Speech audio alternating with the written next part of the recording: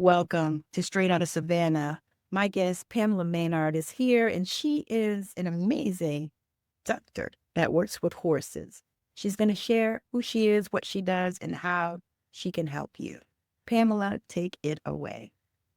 Thank you, Tammy. Through science-backed mindfulness exercises and contemplative practice, I love helping emotionally exhausted midlife women regulate their nervous system, navigate this crazy life transition of ours, and really reconnect to their purpose. And I like to call it our sacred medicine. And I really work at this intersection of midlife awakening, but also our sacred medicine. And even though I have the higher degrees and all the certifications and everything, I find that my greatest teachers have been the horses. And they really teach us how to find our own natural rhythm and not in a equine assisted like psychotherapy way or anything, just the horse as the presence and the grounding and what they can demonstrate for us and just be an anchor for us in this crazy world. Yeah. So, how did you first connect with the horses? It's interesting because my dad told me the first animal sound I ever made was the neigh of a horse. Even though I grew up on a farm, I didn't grow up with horses. I kept begging them for a horse, and my dad finally got me a pony when I was 8. So, I believe and if you talk to other horse crazy ladies like me, they say they're just born with it. This love for the horse is something you're born with. They'll say it's in their blood, it's in their DNA, and it really is a lifestyle. Describe the first time that you connected with the horse in this way, where it started showing you about this process that you do that we're going to talk about. What's coming to me is it's not just the horses, it's always been the animal. So, I actually have memories of being a toddler and having conversations with the pigs and trying to calm them down because they were upset about things. So I always remember just the animals in nature always guiding me and bringing me back to the present because I didn't grow up in the bestest environment. My family was and still is very dysfunctional. And so the animals have always brought me back to myself and to that grounded place. Now, as I got older and began my spiritual journey, obviously things started to become more aware to me, but I've really been reflecting back and looking back and having more memories of how this really has been there all along. But specifically, I had a horse that got sprayed by agriculture chemicals, and she was what I call my soulmate horse. And the vets told me I needed to put her down, I needed to euthanize her, and when I looked in her eyes and she's, like, eating carrots out of my hand, she was like, "I'm not ready."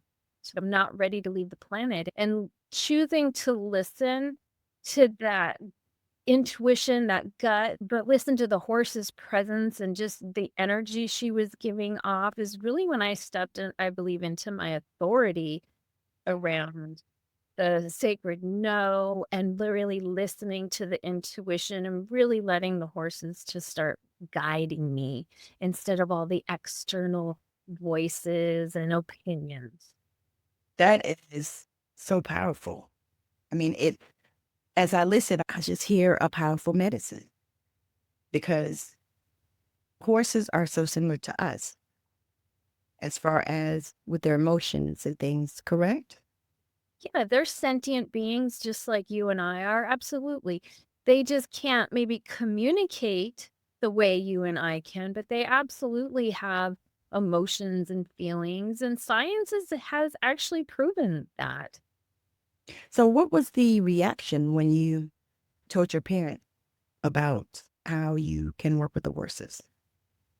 My mom just called me the cat whisperer.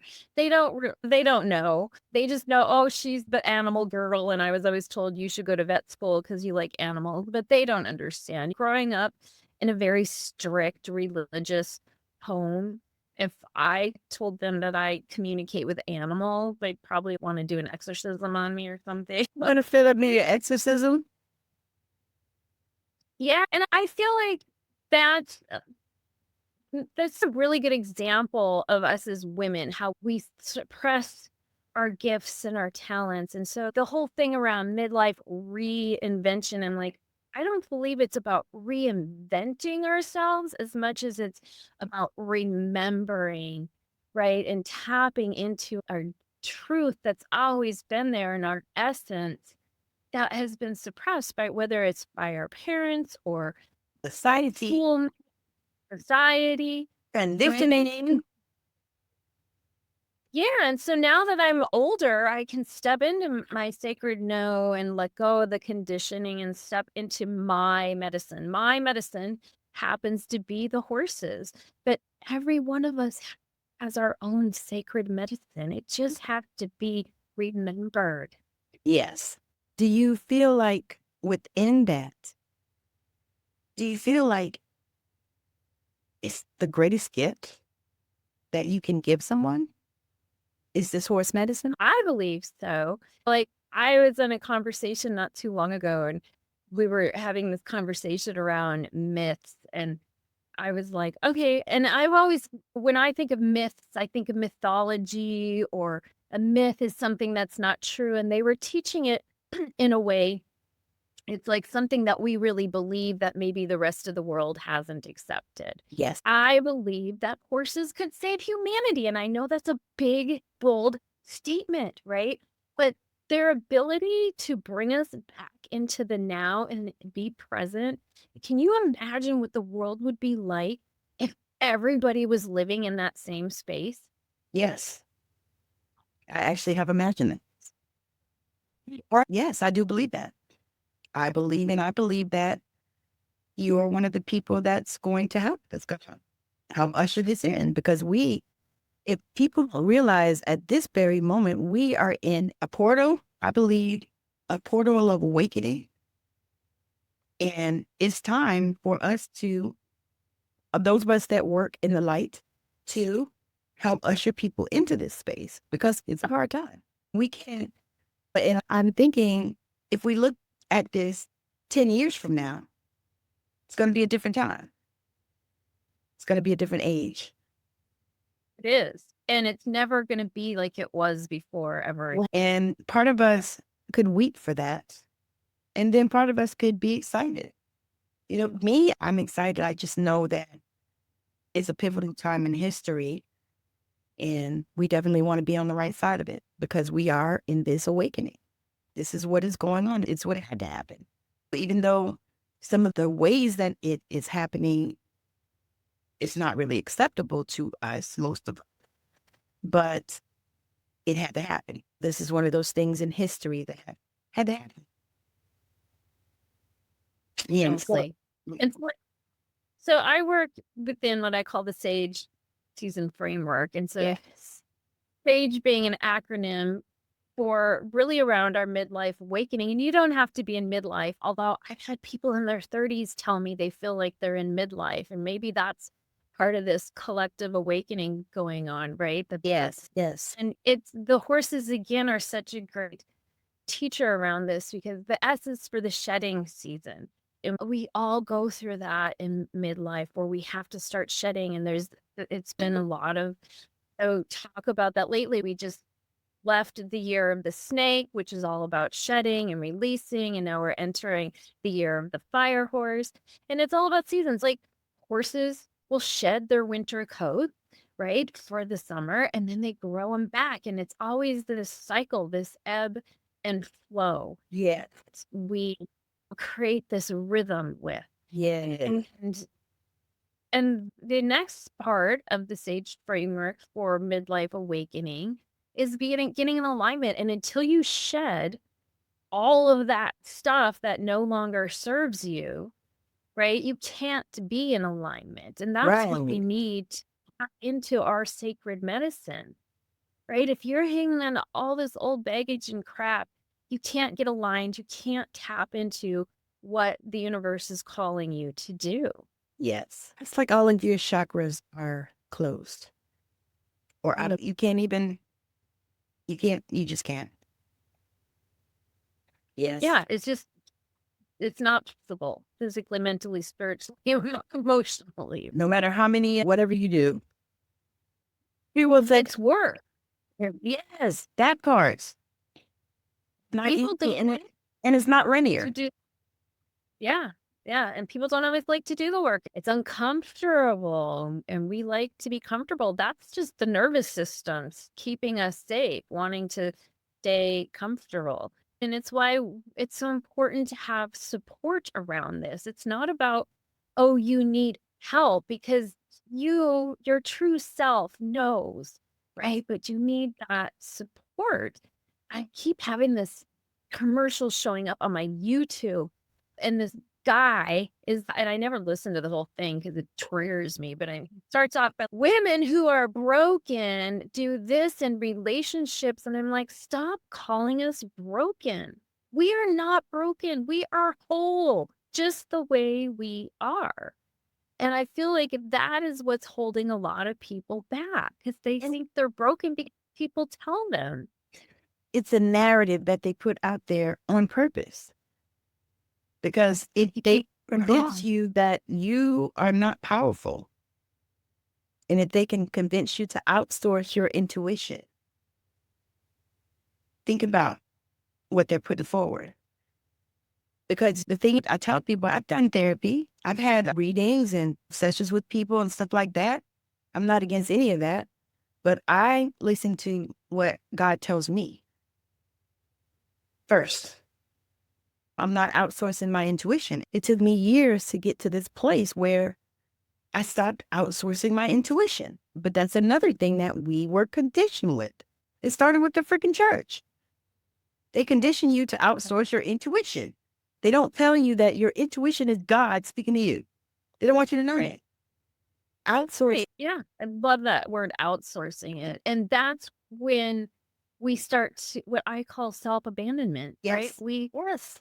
We abandon our true selves. Yes. And that's what midlife awakening is about, is we stop tolerating that self-abandonment, because now we're emotionally exhausted. Life is just sucking us dry. We have caretaker fatigue. If it's not from raising a family, now we're taking care of elderly parents. We have career burnout and stagnation because we've given everything to our high profile job that also sucked the life out of us. Then to top it off, we got hormonal shifts going on, right? Are amplifying what we've already been taught to suppress. Oh, okay, so you're not sleeping at night very well because of your hormonal shifts. You still have to get up and do everything.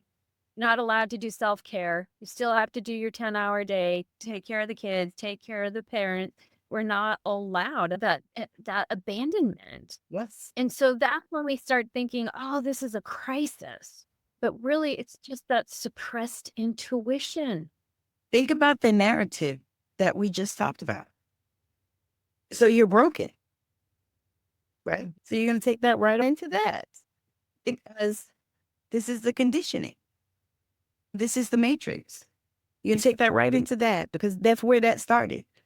Because if you didn't believe you were broken, it wouldn't even take you down this rabbit hole that you're going down. Like, if you know that you're powerful just for being you, once you know that, it's something that I tried really hard to tell my daughter, because I wanted her to know that. Because even she's 30, she'll be 37 this year. Even all those years ago, I knew this intuitively and inherently. I knew this. Did I always go there and use it? I didn't. But did we have any support at those times? Nope, we didn't have any. Because people really weren't even talking about this. Still don't think there's a lot of people talking about it. And that's why we're talking about it. And to tie this back into the horses, when women come to horses in midlife, and there's a lot of women that I've worked with, every little girl wanted a pony or at least a unicorn. And a lot of women, they have to wait until they make their own money, until they've raised the family, and they don't even get their first horse until midlife. But there's something ancient that activates in them. And some of the women aren't even able to still get their own horse, but they'll do things like volunteer at a therapeutic riding center or horse rescue, and just being in the presence and the energy of the horse consciousness, right? That's when their bodies start to listen to themselves, not all the external. A lot of us are numbed out and just emotionally. Um, and the horses teach us to slow down and how to feel. Yes. And that's when we can tap into that intuition again. Yes.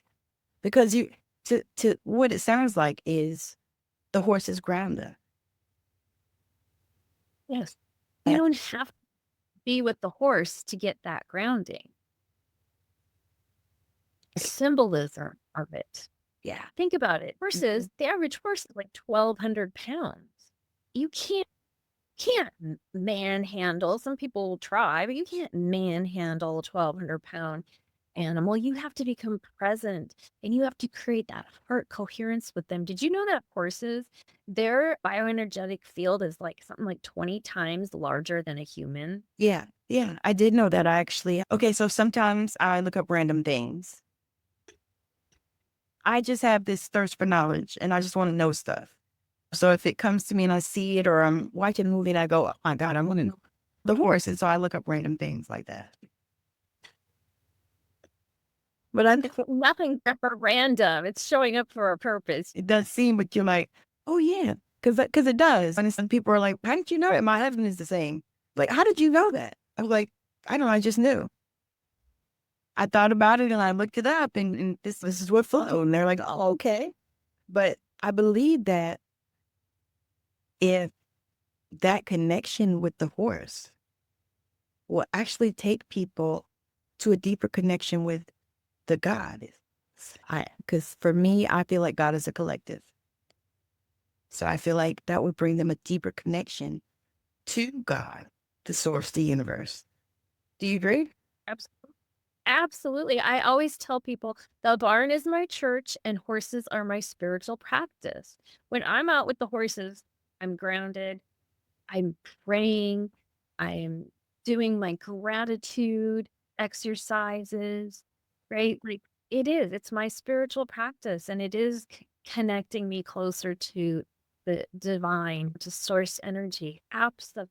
I love it. I believe that if everyone can find their space, maybe it's not horses for them. Because for me, I had a situation when I was young and I just never really did horses. And so I have been healing that because we have horses that go on the beach here and I want to do it. And then I saw one the other day and I took a picture and I posted it.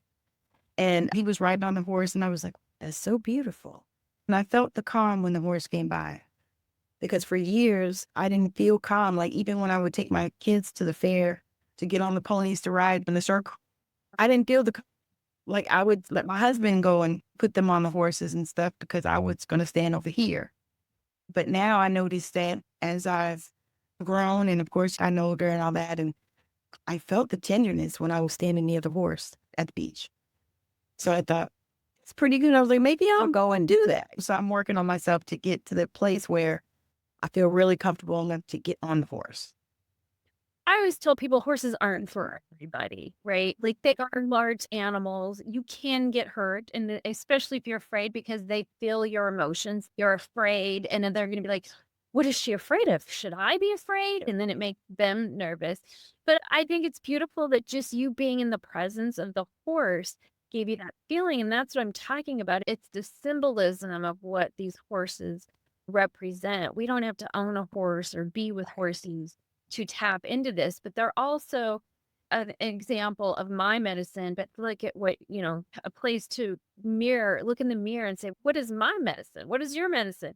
When we ditch the let's reinvent ourselves and go back into the space of reclamation, What? the season when our soul can finally say, you living for everybody else is enough. You're done with that. That season's over. And now you can step into your own medicine in your next season. And so that takes me into G in the SAGE framework because it's about growth. So once we can shed what no longer serves us, once we can get aligned, then we can start growing and expanding. You got me all buzzy. And energy. I'm like, oh my God, yes, because that is all I talk about. Is let's grow, let's expand, let's release all of this BS that we have hanging back there. Because I realized this past year was another year of healing for me. So I was off, I didn't work. So I took time and I didn't work and I didn't think about anything. I really, truly just took the time to be, learn how to be, because I didn't know how to do it. And Nobody taught you. no, nobody did. And it's wild because I think about that in terms of so many things. Like even the podcasting journey. When I started podcasting, nobody was really doing it. I've been doing it a lot. Now they have podcasting courses. I'm like, I could probably teach one, but nobody was doing it. So you had to figure it out. And that's the same thing with this journey to ourselves. I call it to remembering who we are. Because every day it feels like there's a new layer and a new level and a new piece of the onion to peel. It feels like to me it's okay. Something else popped up in my own. And then sometimes it's something you thought you already healed. I already dealt with this. I dealt with that. But certain wounds, to me, the abandonment wound, I have felt that thing for so long. I don't even know how it feels really not to feel. I didn't until I didn't. But it took me so long to get through that one because you just don't know how it's going to pop up. It's almost like when you ship something and it comes at you in another way. It's the same thing. It's like the people pleasing thing I did. I talked about self-abandonment. I talked about self-love and all these different things that fall within and all of this people pleasing. That is all it is. And once you start to get rid of it, other stuff starts to pop up so that you can heal that too. So you can see it because many times we can't see it. Maybe somebody has to hold a mirror up for us. That's real. I just want to acknowledge you for peeling off the layers and Oh, yeah. doing the work and keeping on showing up because a lot of people won't do that. And I feel like if there's one message that I would like to put out to any listeners is you don't have to do this alone. I don't know about you, but I had to do a lot of this alone. My parents weren't supporting me. What? My girlfriends that were not on a spiritual journey, they had no clue what was going on. And I want to put it out there like, you don't have to do it alone. You don't. That's what Tammy's for. That's what I'm for. There are women stepping up and it's give me your hand. Trust me. Just take my hand. We can do this. We don't have to jump off the cliff one day, one step at a time. And that's the growth part. And those peeling off the layers, those are the seasons and that ebb and flow of just finding your natural rhythm. I call it the conscious cadence of midlife or of life, right? Of just our sage season is when we're finally wise and listening to the wisdom of our bodies and nature and finally can stay in that rhythm and not be people pleasing and abandoning ourselves and our intuition. And that's when you go through that growth and you don't have to do it alone, you are going to be successful. People who don't make it to the other side is because they feel stuck because they don't have anybody to hold up the mirror for them. And sometimes that mirror is really heavy. But it's something that I always feel like you got to want it. But the thing is, too, for me, I've been connecting with a lot of young girls in this same energy. And that's been something like 30, 31, 33. And I'm like, you're just a baby. You haven't even started yet. You just scratched the surface. But yeah, I'm been connected with those young girls. And I'm like, and so I don't, like my audience, I say is 35 to 70 because I connect with the young ones and some of them even younger than that. Like one girl, she said she was 28 and I was like, you can't be because she was such an old soul and so much evolved. And I was like, That generation has been exposed to so much more information than you and I did back when we were in our 20s. We didn't have podcasts or YouTube or anything that was exposing us to consciousness and supporting us on our journey. We had to take the road less traveled. We were the trailblazers, right? I was speaking to a friend the other day and I said, girl, she said, how do you think we can do such a thing? I said, we're going to talk to God about it. I said, because I'm a visionary and I really don't know. I said, I am not the person to put the pieces together. I said, I'm the person that has the really big vision. And then I need people to support the vision and do those things. I was like, because I'm not that person. Realized that. But it took me time to realize that too, because I was trying to do everything. Wearing all the hats because that's what we do as women, right? Yes, yes. And we don't like to ask for help. Because that makes you look weak. And that's what men would say about us having to ask for no. They don't even want to get directions. That's like a running joke about men. They'll be driving and get lost and don't know where the hell they're going, but won't stop and ask for directions. But we are going to land this plane. There is one question that I ask all my guests, and that is, if there was anything in the world that you could change, what would that be and why? The big question, Tammi. Anything in the world that I could change and why?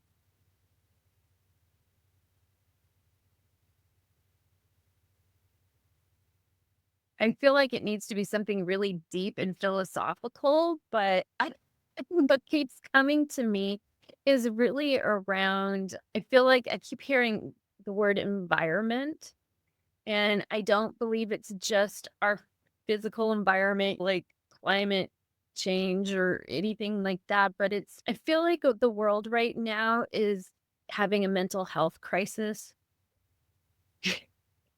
I don't even think that's a feeling. I feel like that's just a fact. Depression isn't necessarily a chemical imbalance, it's about environment. So by changing our environments, Believe that.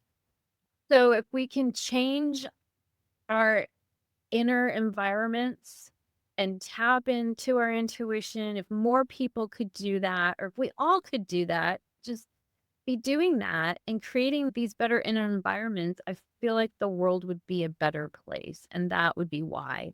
Because there is a lot of chaos right now and a lot of hurt people, and hurt people keep hurting people. That's part of the growth piece. And then, real quick, the last part of the sage framework is the E, and that's about embodying it. It's about embodying your intuition, embodying your sacred medicine, and just embodying that new way of life. And if we could all be living in that space and having those tools, we wouldn't be having people killing kids in schools and churches, and the list goes on and on. And maybe that's a little fluffy, but No, it's absolutely, because I've never gotten that answer in over about 300 interviews. It's amazing how people have different answers to that question.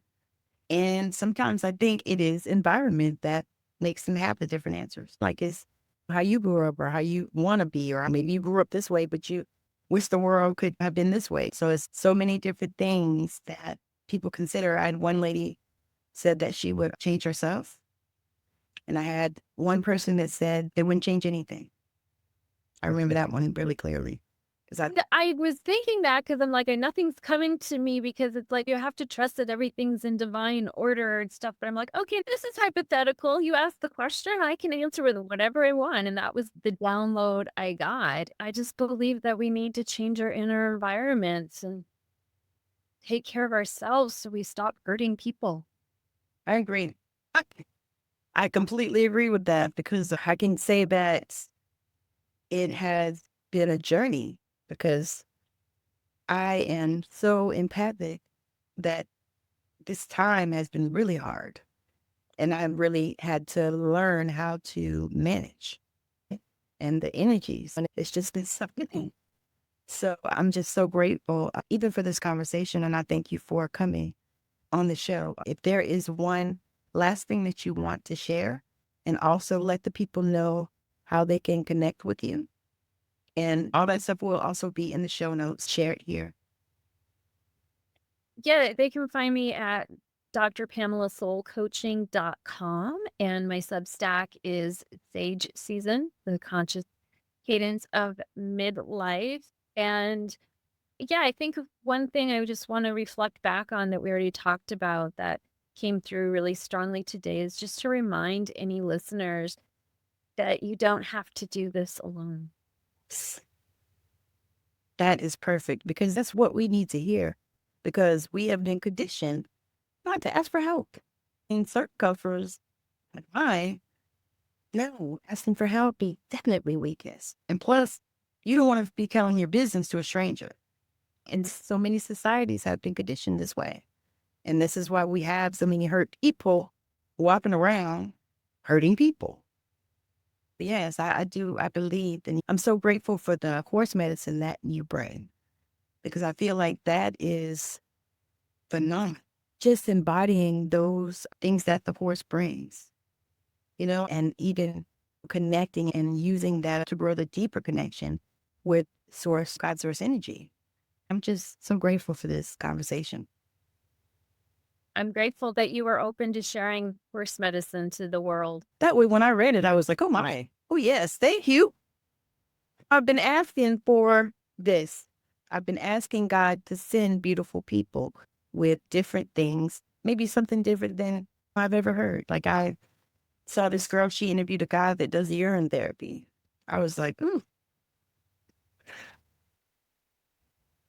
Each to their own, whatever you're called to do. whatever works for you. All right. So thank you so much for joining us on Straight Outta Savannah. This has been just the most amazing conversation. And I'm so grateful to Pamela, Dr. Pamela, for joining us here today. Thank you.